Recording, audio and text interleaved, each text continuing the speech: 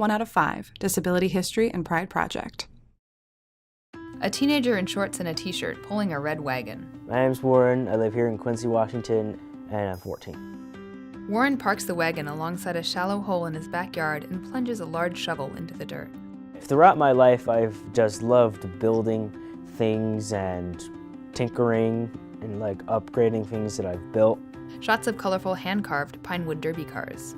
So hobbies I have are playing video games, building Legos. One more hobby I like is Boy Scouts. Boy Scouts is a lot of fun. Warren smiles, playing in a group with other boys. We're close, we're friends. We talk about Scouts and sometimes we just goof off and just talk about random things. A large green sign with bold lettering, Quincy Junior High School, home of the Hawks.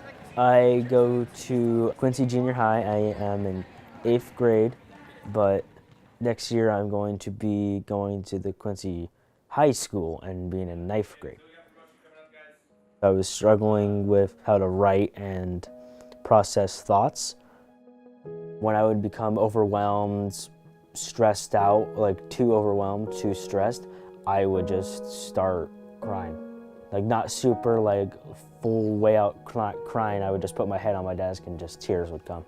I would think it's just that it's not physically possible for me to do it.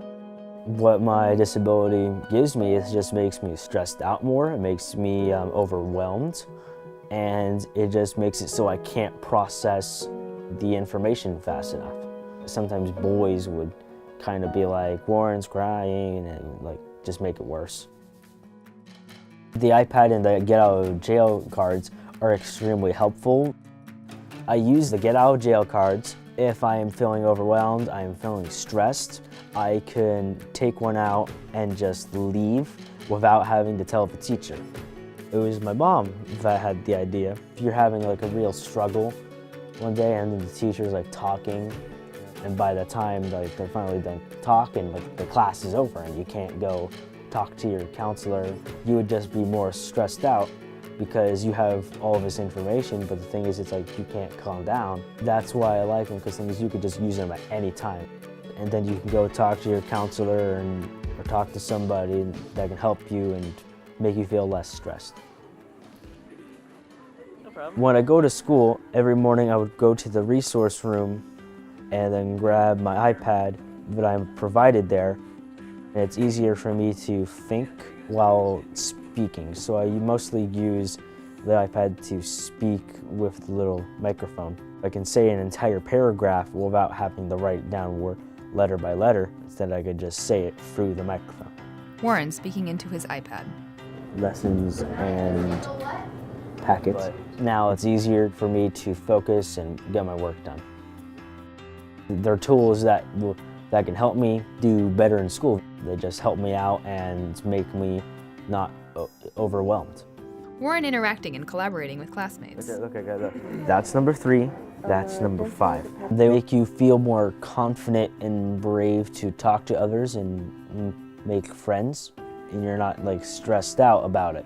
You're able to calm down.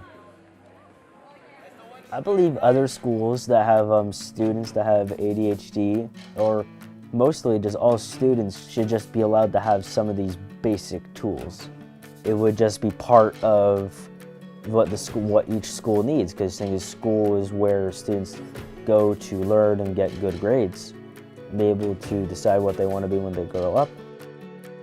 These tools will allow them to do better, not just in school, but maybe in the future when they're grown up, for a job. Warren smiles while working with his classmates. Produced by Rooted in Rights and the Washington State Governor's Office of the Education Ombuds. We listen, we inform, we help solve problems.